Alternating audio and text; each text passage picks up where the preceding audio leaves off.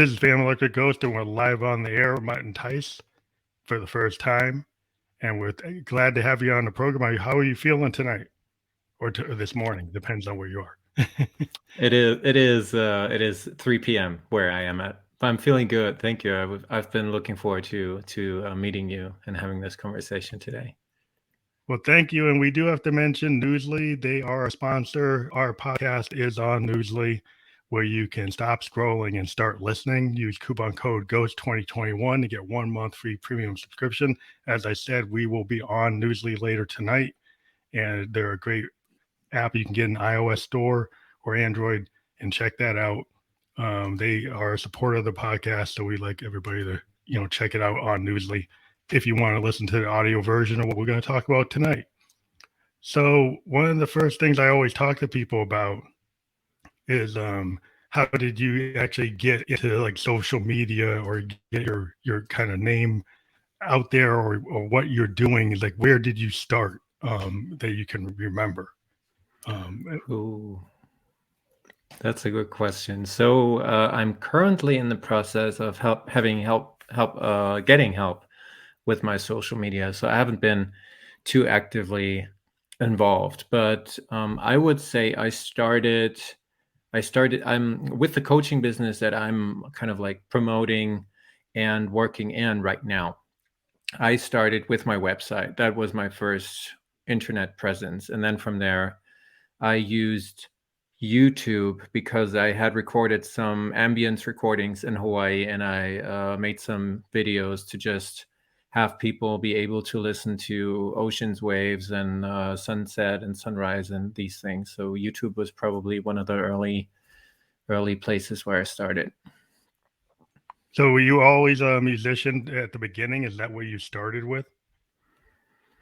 Yes, I would say everything starts with music in my life, pretty much, and I hope it continues. It's been a little calmer, not as much creative output, not as many songs, but I'm looking forward to buy a ukulele here while I'm in Hawaii and to start playing again. Well, you're learning that. You're learning the ukulele. Yeah, it's kind of like I've been playing it a while now, but I don't own one. So every time a friend comes over, I'll play with his and enjoy playing, but I didn't have my own. I always ask musicians, one of the things, I know that's not the primary thing you're into now, but like, when do you remember that you got into music? Just for a little background. What year or age do you remember being into? So I went to early musical school development, something like a pre-kindergarten music development where kids get to play with music and learn about it. So that's my first memory of music. And then after that, my memories, I would say, start with learning to play the keyboard. And I was probably around 6, 7 at the time. Mm-hmm. So you were like an organist or like a synthesist or a piano player? What type of keyboard? Just I would say a keyboarder, so I didn't learn to play a dynamic left hand. So I played chords with my left hand and played melodies with my right. And I think I was too lazy at the time that I didn't practice enough for it to be able to develop into something sophisticated. So whenever we started something more difficult with the left hand, I was just like not prepared enough. But it helped me, later when I started to play the guitar, the playing fashion is pretty similar. I'm not a melodic guitarist, so I play chords with my left hand, which is kind of like the same as with the keyboard, So I would say I'm a rhythm guitarist and keyboarder. And when I played in a reggae band, I played a synthesizer. I played melodies. So that was coming in again. That's interesting. I started on clarinet and then I went to keyboard because I needed a writing instrument. Not that you can't write on the clarinet, but really like songs are written on a guitar or a keyboard. Yeah, and I like the fact that a keyboard could build the whole thing. That's been my kind of claim to fame, is like, okay, when you become a synthesis, then you actually try to mimic a bass, mimic a violin, mimic the breath on a sax, and actually don't Yeah, that's the whole thing. But I'll go too far with that. So I'll get to one of the questions that you had on your on the website that we found you is to ask you, like, what is a totem animal, so you maybe can explain to people what that is. Yeah, so it's basically our potential or our self showing up as an animal form, or in an animal form. So a totem animal is for me. I found my main totem animal is a panther, for example, and I'll just say that because it's easier to relate to. And so when I look at a leopard, for example, how it lives, how it hunts, how it eats, how it sleeps, how it's kind of like dealing with enemies. And we're talking about, I mean, this is a great gap from talking about music, but it helps me to see where my challenges are and how that animal deals with certain things. And it's a little bit like a zodiac sign, maybe. We see certain elements that help us, and that's where we resonate with certain aspects of our character or our inner qualities, and other aspects maybe we don't see so much or don't relate to as much. And the same is true with the totem animal. It just helps us to grow into our potential and to develop into into our full potential in that sense. Well, I'm a part Blackfoot and Cherokee, and in my family, there was a lot of affinity toward nature, and also kind of a similar concept to the totem animal, just spirit animals, Yeah. Eagles, like very Mm-hmm. big in indigenous culture, and Yeah. Blackfoot culture, like, the bald eagle, any kind of eagle, hawks, um, and a lot of birds have different aspects within spirit, spirit animals. But yeah, I was always drawn into the woods. I was a kid. I was a mountain biker, and I love going in the woods and actually kind of communing. And I found that I could actually, I don't know if it was the Blackfoot in me, but if I found a deer, I could actually be so quiet they would come up to me, and I could like pet them. Like Wow. I could talk to beavers. I could talk, Yeah. animals could come to me and they wouldn't get scared. And I don't know Yeah. if I was kind of channeling my kind of indigenous past, or like realizing I could channel it, realizing Yeah. I could feel it. Because I had talked to my grandparents, my great grandparents, who were, indigenous from Cherokee or Blackfoot, and I felt what they were telling me. And then Yeah. when I went out in the woods, I kind of felt like, well, okay, I need to kind of listen to Gaia.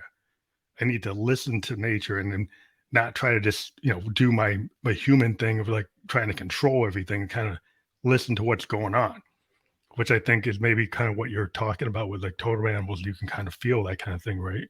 Yeah, absolutely. I mean, I've never been in the presence of a leopard, for example, like in the wild.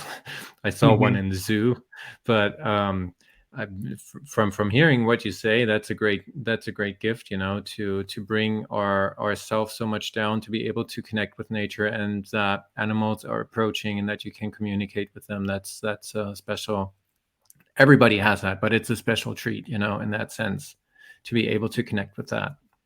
Yeah, I think it just makes you understand that, like, the earth is as important. It's like, it's not something you're trying to just, oh, I can just leave. And I don't have to care about Guy. I don't Yeah, have to care about you should like understand the connection. Everything's important. Like the ant is absolutely. important. Yeah. The stream is important. You just don't pollute it just because you feel like you can to make a profit. But I think I'll go a different direction. But so one of the other questions you had is like why you're in Hawaii, because you have a vision, and you wanted to have a sanctuary in Hawaii. Is why did you feel that that's a good place to be? Because that's where you are right now, right? That is where I'm at right now. And it's been a question that has been going around in my head for quite some time, and between my head and my heart. And I went to different places. I went to the Canary Islands because that was much closer to Germany, where I'm originally from, and where it's a little bit similar geography. Sorry. And so I've been looking in and listening into places, and the reason why I feel the vision, the first intentional vision was of Hawaii or Jamaica, one of those two, because I have a really strong relationship through the reggae music to Jamaica as well. But when I came here for the second time in 2018, it just felt like the right place because the energy is just so healing in that sense. It is uncompromising in a sense, and I just experienced that again when I arrived 2 weeks ago, that there is just certain things in me that it brings up which are uncomfortable and where it is painful to go through that. But the overall experience is that it's very healing and very, very a good place to heal, and then to go back to the community and bring that back into the communities where we live, and to help others to go through similar things. And so the sanctuary is just meant to be a place where people can come and heal, even though it is very far away. I always saw it as a place where people can just come without it being a special retreat or something luxury where you need a lot of money to be able to come, but more like for for all the people in that sense. That is the fast answer to that question. So this is like your primary location for light trails, your practice? Is this like or is it still like located in Germany? Or is it? No, the practice is located in Germany, and I'm not as much in Hawaii as I would like it to be, but it's still more time than most people get to spend here. At least from the point of view of all the people I speak with in Germany and my clients. So the practice is based in Germany, and I will probably split the time between Germany, Norway, and Hawaii. My passport is running out next year, and I need to apply for a new visa. So I will probably get a working permit in that sense, that I get to stay in Hawaii and offer workshops and be legally here and offer stuff so people can participate and benefit from Well, me that being does here. sound like a good sanctuary, because Hawaii is that is a destination that a lot of people would be very happy to go to, and then to have your light trail is incorporating that into that location.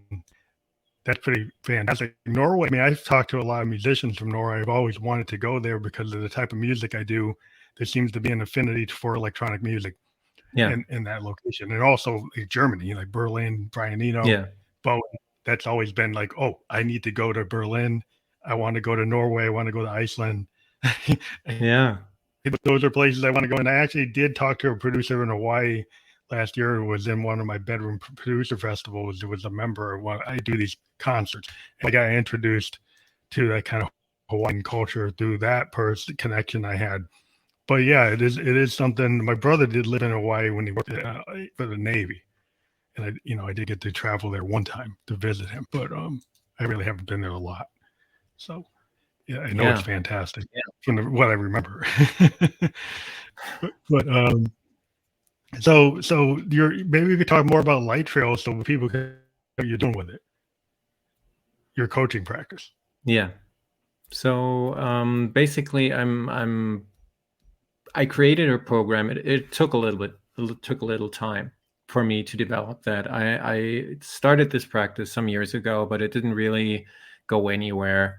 And then I made some music in between and got back to the coaching practice again last year. And so what I do is I work with shamanic journeys. That's related to the question that you asked with the totem animal or spirit animal, where we journey from this ordinary reality that we are connecting in and talking in right now, that this reality where other people say that's the only reality, and then we travel into non-ordinary reality, the place where we go to sleep and dream, or when we have some kind of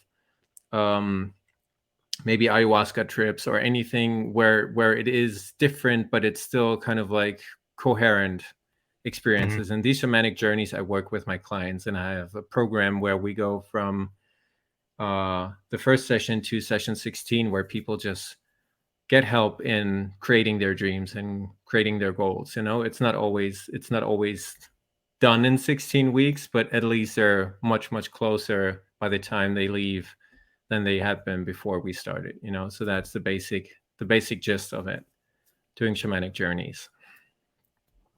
That's like from a shaman kind of point of view. So maybe people could understand like the role of a shaman and how you see it in your practice. Yeah, can you explain or give me that question again, please? Maybe you could explain to the audience the role of a shaman in your practice, like what Okay. what that role, how that, because people ain't know what a shaman is from their own Yeah. interpretation or somebody else's interpretation of it. But I kind of want to see how you view your role as a shaman. That's a good question. So I see my role as the guide and the person who holds the space, who's kind of like making sure the person is held energetically. And then my definition of a shaman would be a person who is able to wander worlds and to wander time between time and space, kind of like, and that is all tied to that non-ordinary reality, right? Mm-hmm. So me having had so much experiences through my training and through my experience in these shamanic journeys, I know a lot of the places where my clients are going, and so I'm able to help them go through it and to stand by. Usually I just, in simple terms, if somebody would look from the outside, they would just see me drumming while the other person is laying on the floor and having their eyes closed. But I'm helping the people to find their, or to kind of like find their way, in a sense. I'm just there, and then later, when we talk about what they experienced, I help them to, sometimes, if they need the help, sometimes they know perfectly well what they saw and what it meant, but sometimes they don't really know what it meant, what visions came up and what they saw. And so I help them to just see that, interpret it maybe, or give them my suggestion how I would see it, and they can feel if they resonate with my point of view or not, in that sense. So I'm basically a guide following along. So like the ordinary reality, or is it something that's like not linear? That like it's like some people think of things like they're very linear, it's very sequential. Like things go from like left to right, But is it that you always go right to left, or it could go inside out, or go in between, or go out, outside in? Is it like very dynamic? Yeah. So absolutely. I would say the beauty of non-ordinary reality is that it's nonlinear. It is a holistic place where time and space are different, so we can actually journey into the future or journey into the past through certain things, help our, like me, for example, when I go into a traumatic situation that reveals itself that I want to heal, I go back into time and I help myself going through that. And I know that I went through that in that certain way because I had been there. So it's kind of like mind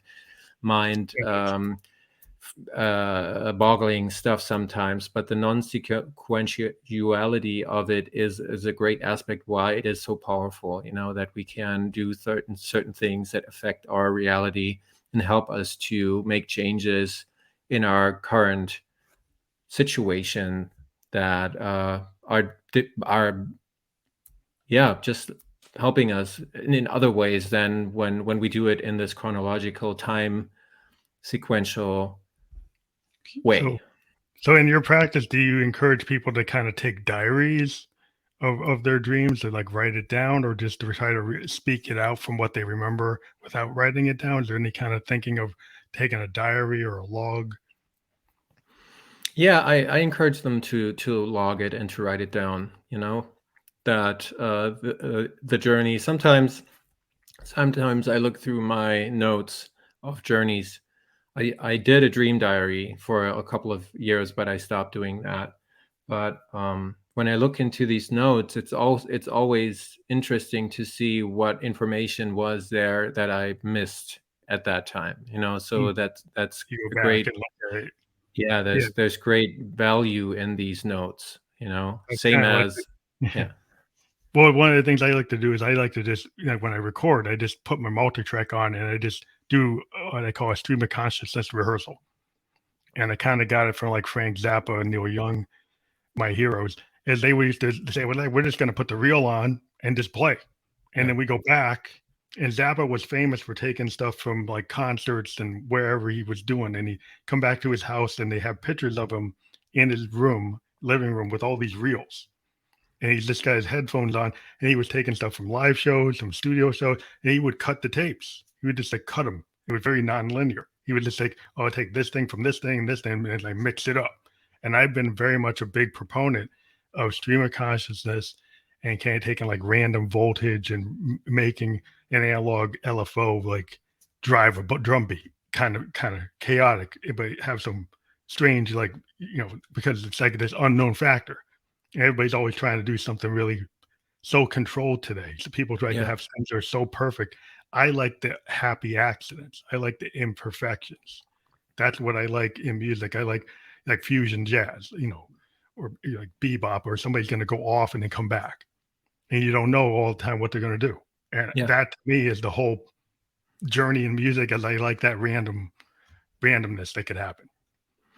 Absolutely. And it's beautiful, whenever I get into that groove and I just play and I just sing certain things, and when it just grooves, when it's just flowing, without me knowing what's happening next, what words are coming out of my mouth, what melodies am I playing.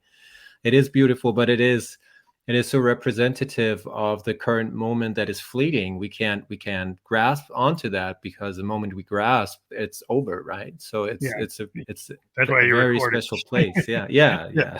Well, I try to do recording because then I get point in time stuff, and then I can actually, because I can sample it. Yeah. Then I can actually take that point in time and actually own it. Yeah. So the new tech is I can take point in time stream of consciousness, and then I can still replicate it with my multi-track.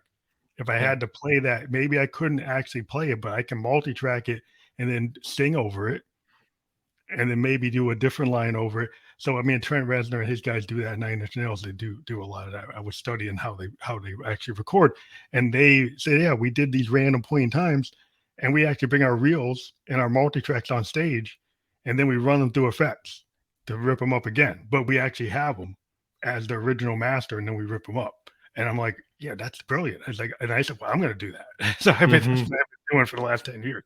But I just think nonlinear thinking is like where my head's at lately. As an artist, when I was younger, I was always trying to clone something, and now I just let it go. I feel like the universe is going to tell any artist, like the muse talks to a poet, talks to any musician. We can channel it. That's part of the skill of a creator, is like I can take all those inputs within and without, and I can just get that groove. And people was like, well, you're like in a trance. Yeah, you come out of a concert, like you try to ask me what I was doing. Like, I don't know. I just got into the groove and I don't even know what I was doing. But I think that's what it is. I mean, when you're a musician, you kind of get into it. You got the muscle memory, you got the skill, you've been playing 20 years. You just can do it.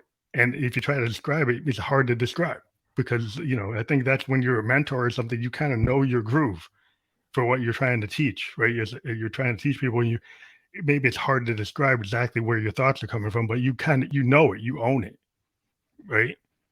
Yeah, absolutely. And I guess there's a great, at least sometimes, a great trust in that things will work out, So if we look at this is maybe a trend, a transference, or something we can look at into life, from music into life, where we realize, because we practice that in the end we come out like fine. Maybe sometimes at least I am sometimes stuck somewhere improvising, and it doesn't really go. But if we keep on going, keep on keeping on, then at some point it resolves itself, and then it goes back into a flow again. It's kind of like the idea of like, do you start or stop because you missed something, or do you go with it?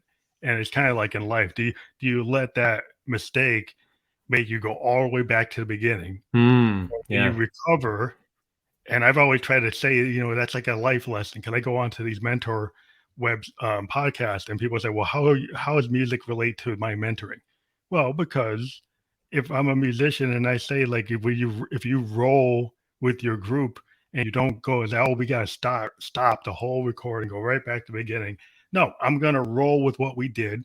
We did a bad key change. We're gonna go with it. And that's kind of like life. Do you get totally thrown off track and then you don't know what to do and you just like you're just done? Like, oh, you gotta walk off stage because you made a mistake, or do you roll with it and keep on going? Yeah. Is a different philosophy as a point of view. Like, can you recover? Can you not recover? Yeah, and there's a German hip hop band from my old days, and they had a line where it says, "We have to accept errors because life is a one take." It's just like we don't have another take. We have to accept that there's an error and just keep on going. Yeah, I'm a big proponent of that. I mean, I know that some people are going to make you go back and do it again if you're trying to score a film. The guy wants it to be X. And it's like, okay, X has got to be that, so I got to do that. Okay, I get it. But if I'm doing something I want to do for myself, it's like maybe I'm not doing that. Yeah. But so one other thing I was looking at was this the idea of a circular economy of supporting your sanctuary as well as local communities. Can you explain how that works in Hawaii? Does that also work in Germany, wherever you do it, or Norway? Is like that's your overall kind of circular economy approach? Maybe explain to people what that means. Yeah, so my basic understanding, and I might be wrong, is that circular economy is not usually in the capitalistic model of economy. We look at something is making money, and then there is this value chain where value increases, and at some point at the end of this chain, there is someone who earns money from it. And the circular economy model has the idea of bringing money back to the origin where this product started as well. So if we look at coffee, which would be one of the income drivers for the sanctuary, the people who grow the coffee earn the smallest amount, and the people who roast it and sell it earn the most. And so to look at how can we bring back value and money back to the places where it originated, and how can we support the communities? How can we support the culture? Because we want to get away from this model of the global North ruling over the South and kind of like having that. Yeah, it's kind of like unfair. I mean, if you look at it, I've always been a big proponent. But you look at I lived in Japan. It's a capitalist country, but it's more socialistic in some ways, but not every way. But the other idea is like what you just mentioned is like if you're taking raw materials from Africa or Central America or from anywhere, Colombia, people don't get paid for the process. Process materials, they get more money. And so the people who go and do the process, they suddenly clean up, and the person who was just going getting the raw material, they get nothing. My grandpa was a coal miner. So, he kind of knew that. Like when they took the coal out the ground, he's getting like the lowest amount of the low, right? Yeah. And then once they take it and they process it and give it to the auto plant, or they give it to the power plant, they were making way more money than the coal miners. Coal miners are like tied to the company store, and they got them like on this revolving door, and they had like constant debt. Yeah. It was like hard to get out of, because it's the kind of way they wanted to run it. My grandpa finally, he got out of it and started building houses because he took what he learned, because they had to be a carpenter, an electrician, and a plumber in the mine. And he said, well, you know what? I can make more money doing that than being in the mine. Yeah. So it's like he took the skills he learned in the mine and said, forget the mine, I'm going to do this. And so, yeah, he kind of got out of it because he saw it wasn't going anywhere. They like kept on tying him to the company store, and it was like, whoa, that's a ripoff. But like, you must see the same kind of dynamic, and you're trying to fix it. Yeah, so there is a great demand for money usually in those countries where a lot of the products are originating from, and there's just like so many different examples.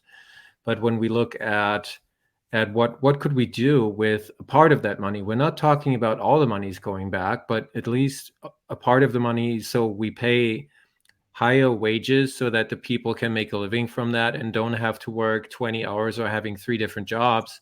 in Yeah. order to provide a living. And then additionally, it is about strengthening the communities and the places where those people live, because it is about sharing, you know. So a circular economy wants to create a win-win situation for everybody who's involved in that value chain, where the farmers, the maybe the shipping, everything is about more value, distributed value, but also about sustainability. At least to me, circular economy doesn't involve in that wording a sustainable aspect or a regenerative aspect. But for me, since we are dealing with quite some serious issues with in terms of climate change and other things of the pollution, so I feel like it should be our focus in order to create a future that is more workable. more workable for us as a species, as you mentioned, dealing with nature, or not dealing, but kind of like being with nature rather than ruling over nature and making I profits off of it. Calvinism versus like an indigenous belief in that Gaia is important and you don't hurt Gaia. But if you think you rule Gaia, you don't have that point of view. You're a Calvinist type of point of view. It's like, I can rule nature. And then what did you get? You got the fouling of all the rivers in Europe and the fouling of all the rivers in the United States when the capitalist industrial era, within 300, 400 years, you fouled all the rivers. You know, that's a very positive thing, right? So he's like, that's not considering that nature is important. You thought that your profit was more important, so you didn't care. You threw the mercury in there, you threw all the other things in there, and now it's all over the whole planet. And they're like, oh, you didn't think about that? I guess not. But that's one of the things that really gets me going in terms of like the idea that we have this trickle down. Like, oh, if I let the top 1% have more wealth, and I don't mandate that they need to pitch in for public works or anything going on, that they're somehow going to magically do that, right? It's like it doesn't happen. Like the fire department can't be made to be for profit, or everything will burn. Yeah. Right. So the idea that you don't have to ask them to help build the highways or fix the water, the utilities, or fix the treatment plants, because they'll just magically decide to do it. No, they don't. They buy super yachts, they buy Ferraris, they do all these other things. They don't do that. So sometimes you have to mandate that will be done, or they won't do it. The idea that they will go and do it is not true. We've been shown that they don't do it. Yeah, and I totally agree, but I hope, at least in my utopian view of the future that I sometimes perceive when I'm not totally depressed by the way everything's going, is that it is a process that has both angles. You know, it is about being an example and being a role model for others, and to let them see and experience that pain. You know, it is just, in my personal view, if you ask me, people who are able to just stand by and see what's happening are probably disconnected from their emotions and from their humanness, from their connection to the earth, right? And so by healing that, and the sanctuary, for me, it is at least a great opportunity to teach people to come back to themselves and to feel that it is important to take care of the planet, you know, that it's our home, that it's our kind of like only place where we belong in that sense. You know, it's not about going to Mars or other planets to find another planet to inhabit, but this is our home, you know, so we better take good care of it. Yeah, unless we start doing the whole idea, like, okay, we can go to Mars, we can go to the moon, we can go to asteroids, and we don't have to care about what we do here because we can just go somewhere else and build a dome. And then okay, fine. But I think, it's like, if you can heal people and make them understand that empathy is not weakness, right? That caring for your fellow man is not that you're being ripped off. Like, no, it's like the idea that you help somebody who's in a lower position is not something that's silly or it's weak. And it seems like today, with certain types of individuals, there's a thought that, well, that's a weak. There, if you aren't wealthy, that you're a criminal. Like that you're a bad person because you're not working hard enough. And the idea that you're kind of demonizing people who are less fortunate because you're not understanding structural systems Yeah. within the society, they're causing that to happen, and then you're blaming the victim, and that's not really very empathetic or very forward thinking for humanity. So I think anybody who does anything to try to change that mindset with what you're doing, or another way, political activists, what they do, I think that's very positive. Yeah, and I think the important thing that you mentioned is the judgment in itself. There's so much judgment and so little empathy, and I feel that especially in a time where racism and fascism is on the rise again in Europe. I don't know how it is here. I just know that today there is this big Trump thing on TV because my auntie was watching that. But there is so much. There's such a great divide that it is important to come together, and to let go of that judgment and to be together in that, because I believe we can only solve the issues of the time when we come together, and we have a chance. If we don't use that chance, I just watched Don't Look Up yesterday, the movie with Leonardo DiCaprio, and I think it's a great movie because I was asking myself, what I don't get the movie, but I think I get the movie now, that it is about climate change, that the asteroid is being depicted as we could have done something really early, but we chose not to because of profit. And so at some point we miss the opportunity to do something about it, and then the earth will continue, but humankind as we know it will probably not. And so it is what it is, but I see that we can come together and solve this, and it is an opportunity to grow. Well, I think anything that's positive, that looks into humanity and tries to bring us together rather than separate us into different camps. And there's always been this kind of divide and conquer, that people who want to control things don't always have the best interest of the planet in mind. Yeah. So if you have people who, like, we have things going on in the U.S. today, being an African American, we got people that want to go back to 1952 and actually prevent African Americans from voting, just because we don't vote for them. So they'll go and close our polls, so we can all have to go to one. Multiple counties have to go to one. Now, how is that right? Like, we're American citizens, but they want to act like, oh, because we don't vote for you, we're less of a citizen. And so that's the kind of mindset that's going on today, and people think it's okay. There's certain people who think that's fine because, oh, you guys are no good anyway.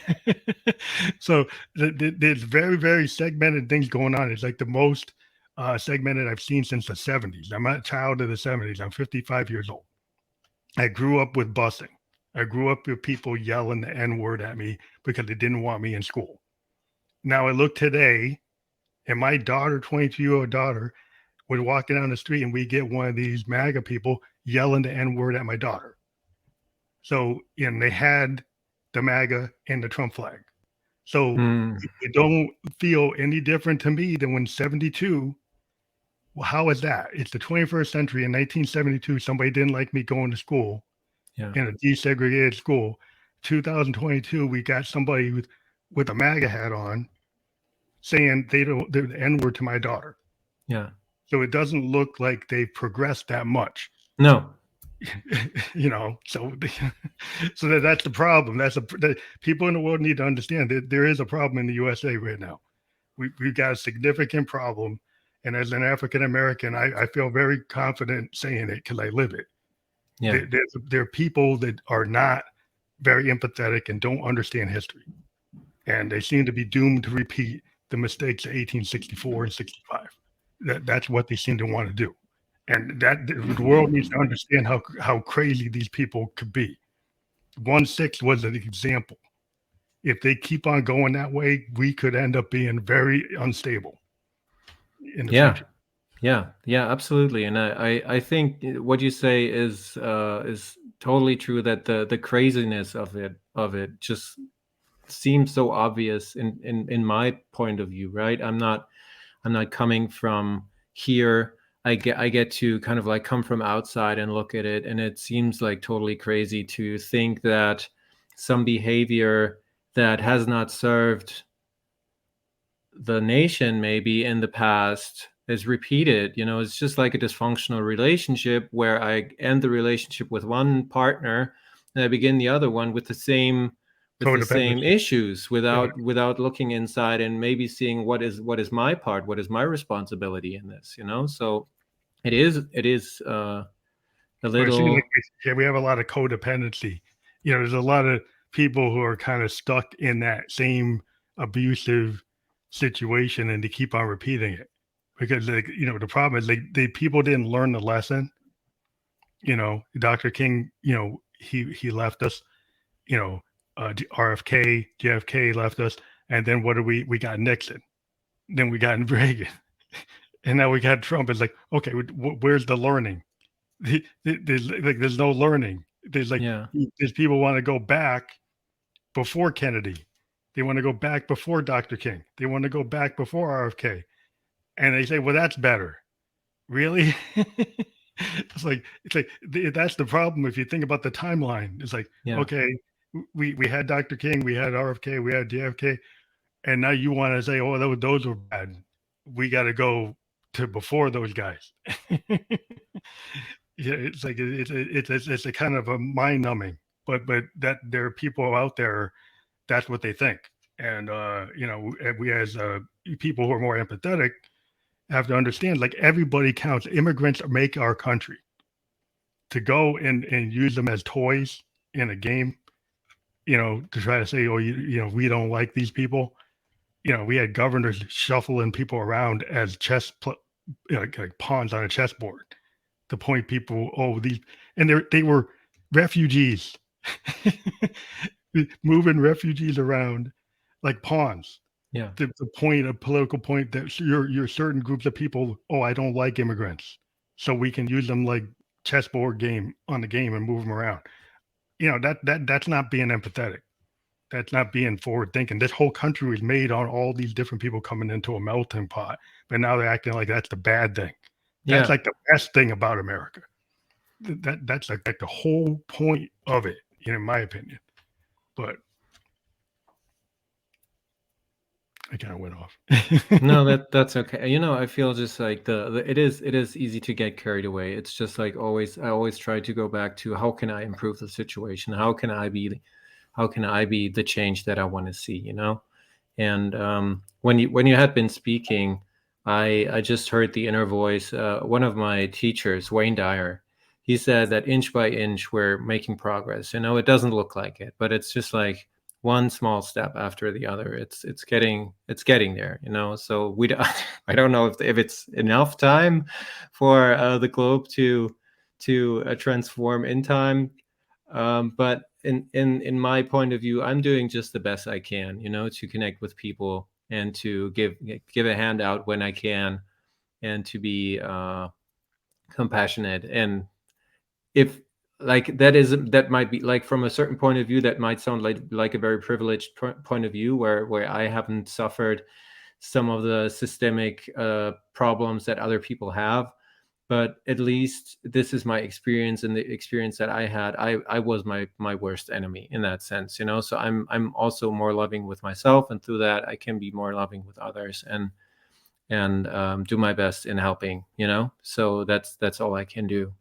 I think this might be a good point to ask you this question. Like, if you were going to speak to your 25-year-old self, what advice would you have for him? Because like you kind of hinted at some things with your past, so maybe that's a good kind of segue to that question.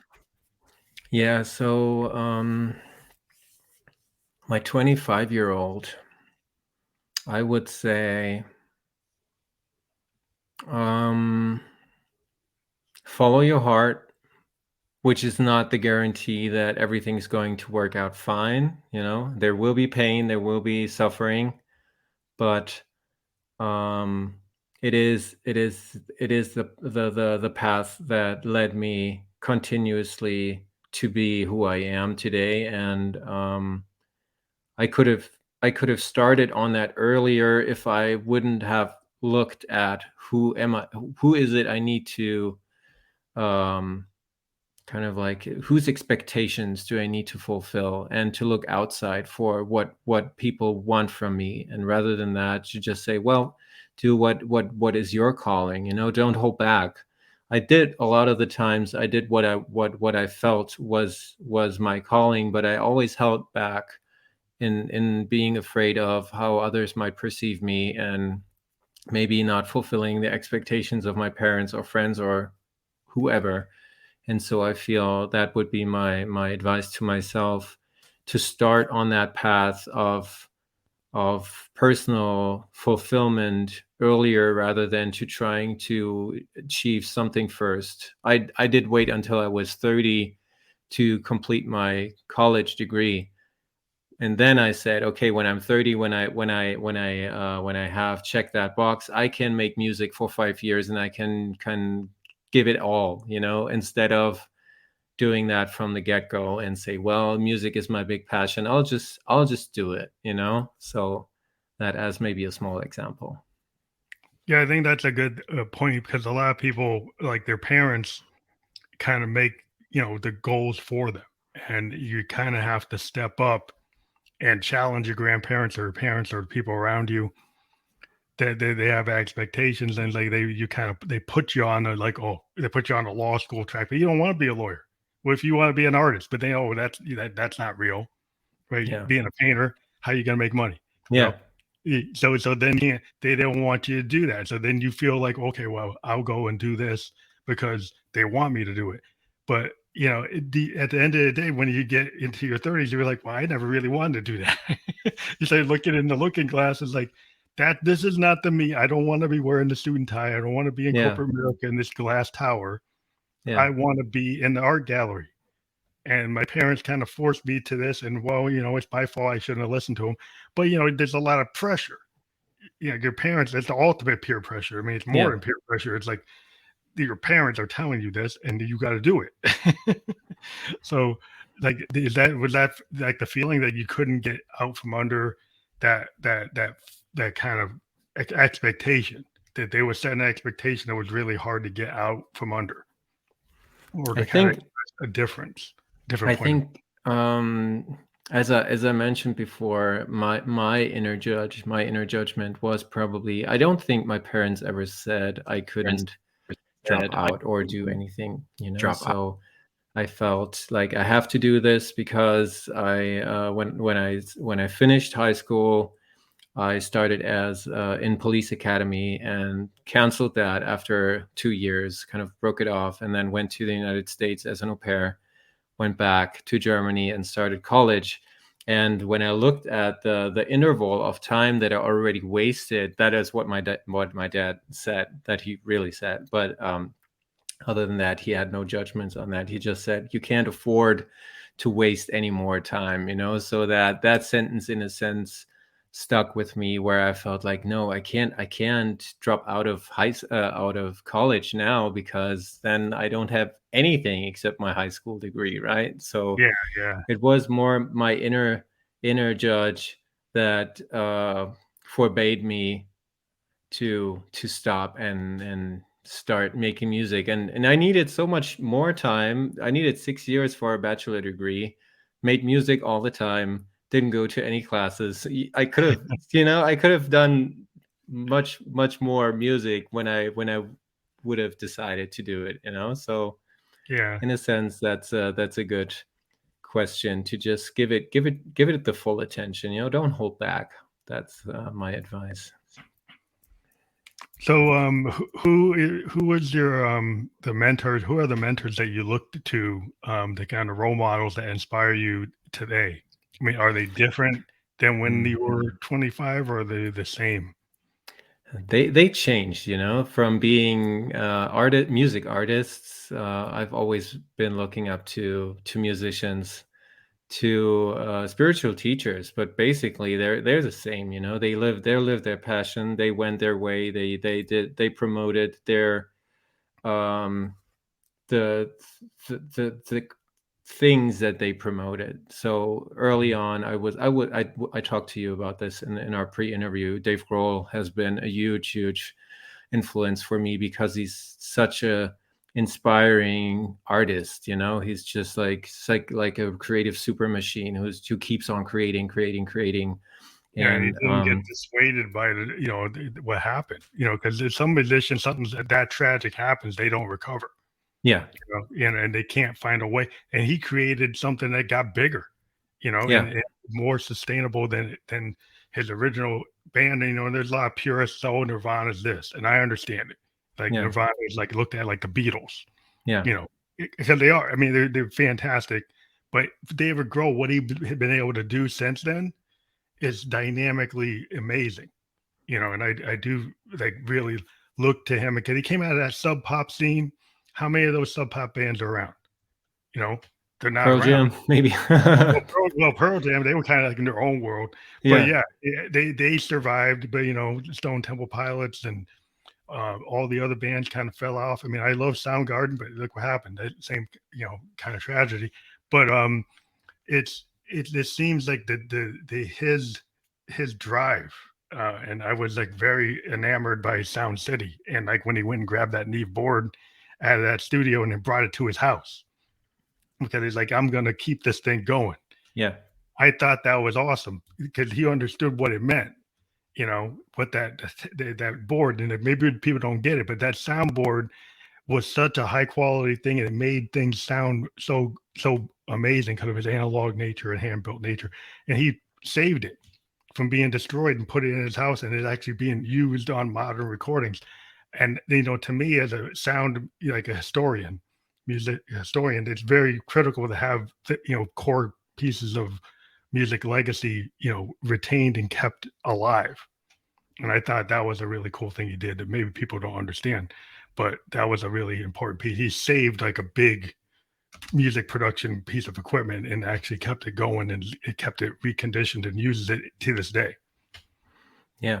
And I think additionally, when we look at just at the music that flowed through that, it has in the Hawaiian concept of energy is mana. So there's so much energy that went through that. All these artists, all this creative juice went through that board, and so I share your Nirvana went through that board. Nirvana went through it. Fleetwood Mac, like Tom Petty, all these bands went through that board. And it's like kind of like Moogs and stuff. It's like analog circuitry is kind of alive. And I try to tell people who are into digital, it's like it is something about it that has a lot of character, and it's like it's like the ghost in the machine. Like that's why I'm so fan of Electric Ghost. It's like the electricity in my Moogs. I feel like they're members of my band. Yeah. When I'm playing with this old tech, it feels like I actually have a person playing with me. That it's not just some digital machine. It feels like there's somebody there, that there's something inside, like a spirit inside these machines. And that's why my band is called Phantom, because I feel like I'm playing with phantoms. yeah absolutely. But I feel that. But yeah, they kind of go off. I still think that what we're talking about is it has synergy, because people say, oh, you're talking about two different things. They're like, not necessarily. But so one of the things that we wanted to get into is you had a statement that was interesting to me. Is like, if you can meet one person, dead or alive, who would it be? That you would. It was a question you wanted to be asked. So who do you find for that question? The answer to that question. So what is my answer? I didn't feel the whole question. Like there was a question like that you were ready to answer. It said, if you could meet one person, dead or alive, who would it be? That is I love that question, but it's so difficult for me to answer, and it depends on the time of the day. Probably having talked with you all day about music, not all day, but maybe for the last hour, it would definitely be Bob Marley. But other than that, there's so many people I would love to meet, but Bob Marley is definitely he's probably, I have this list of artists and bands I wanted to see, and I think the list is pretty much it's worked through. I've seen all the bands that kind of were around when I was when they were still around, you know. Mhm. But Bob Marley is the only artist I will never got to see, you know. So I would say it's definitely him. I would have loved to talk to Jimi Hendrix about Hmm. the one thing I always wanted to talk to him about was like First Rays of the New Rising Sun, which was the album that was supposed to happen after Electric Lady. And I kind of built it over time from what I've read about what it should have been. And what I found was that it was a fantastic idea. And people, the thing that always got me up about Hendrix was people are trying to act like he was all washed up Hmm. at the end, and he was working on that record. And if you actually find the tracks that were going to make up that record, it showed he wasn't washed up at all. He was going in this progressive rock, fusion jazz, very like he was going like a direction like Yes and Pink Floyd. He was going Hmm. in it was like Weather Report. He was going in a different direction, like Zappa. He was going that way. He probably would have played with Zappa. I mean, that to me has always been this thing where I kind of hate the way he got tagged at the end, that he was all washed up, and everything you listen to, if you check all the old tapes, is not the case. He was 27 Yes. years old. He was just starting. Yeah. Yeah. So you would love to talk to him about that, about the Yeah. development of the. Yeah, that's where he was headed because it Yeah. was unfinished, and I would have liked to see that full vision, Yeah. of where he thought he was going. Yeah. Yeah. I mean, probably that's just my point of view, but society has to discredit artists at some point because they cannot just say, well, here's this tragic story and this person had everything together in a sense, you know? So there needs to be some Mhm. sort of stigma that it is added to the person so that people are afraid of following that path or Making the something. same, following the same Yeah. path. But yeah, Yeah. I mean, sometimes like if you're, the people who are at the, I guess they're like pioneers and they're at the edge. Like people used to say, well, Janis, Hendrix, and Morrison were all pushing it, and Hmm. that's what happens when you push it. Like they were pushing it way beyond what you should push, and that you got to. It's like cautionary tale. But I always look at it as like, well, art, great artists are going to push it. Your painters pushed it, actors pushed it. Sometimes in your craft, it's not all about living. It's about like, and maybe that's not cool, and maybe that's not a positive thing for you to stay around. But as an artist, sometimes that's the way it goes. Yeah. There's like a zenith thing. Maybe you shouldn't be like a method actor. Maybe you shouldn't go that extreme. Maybe you shouldn't be like a Morrison or Hendrix or Joplin. But we all benefit from their art, you know. So you got to kind of like look at both sides of the coin. Yeah. Yeah. So to live long, is that the only thing? What the point of life is? Sometimes like like you can make arguments about it. People, I don't want people burning out if they don't need to burn out. But I would assume that um, these these artists lived the only way they knew how to, you know, with their yeah, creativity, and they just lived, and it led them to something that is from a very centered point of view of society, maybe something that is not worth pursuing, but to them they were struggling. I would imagine when I look at my own life, I was struggling, and I had music that helped me express these feelings and this kind of like, and so it seems like these artists just expressed themselves and lived their way, the only way they knew how to, and their lives ended earlier than other people's lives who just go on cruise control through life doing something. yeah. I mean, it depends. I mean, if you're a creative person and you're kind of you're at this level where you're like exceptional, and you're living in a zone, and maybe you're overconfident, and maybe you take more risk than other people, so you tend to walk that kind of razor edge, and you don't consider like that anything could happen. And these people were all like in their 27s, they're 27. So yeah, there's a lot of bravado when you're young. You take risks. It's kind of the nature of young people. That's why insurance companies don't want to like rate you high. Yeah. Because you might. It's not only them. It's like young people tend to not think all the way through. Because you learn, and that those are extreme examples. But I think sometimes you have to look at people who are actually willing to make a choice, willing to make a decision. Like sometimes you sit there and say, well, I'm not going to do that because it's too scary, or I'm not going to put myself out in front of people. I'm not going to express myself. Yeah, there's always a danger when you actually open up and let the world see you. You can get hurt by it, and then it can affect you and make you go into something. And so, but I think it's better to let it out than to keep it in. Absolutely. That's my life lesson there. Absolutely. And maybe as one quote from Wayne Dyer that I really love, he says, "Don't die with your music still in you, just let it out. Bring it into the world. That's bring your uniqueness, your sound, your voice, your whatever it is you came here, bring it and share it with everyone, and then don't regret not doing it. If I look back and imagine looking back, having lived my life and realizing there could have been, I could have sung, I could have brought my voice out, and I didn't. I choose not to. I choose to hide. Then that is a depressing thought for me. So I know I always gave it all, as much as I could at that time. Well, I want everybody to thank you for being on the show today, and check out the Light Trails link there. It's going to be active when we publish. And I want everybody, anytime I have a podcast, I do encourage people to click the link that we are supporting. They are clickable once we publish. And this will be on the YouTube and all the other places we are on tonight, Twitter and Twitch. And we'll also be on Spotify video podcast and Apple Podcasts later tonight. And I thank you for being on the show.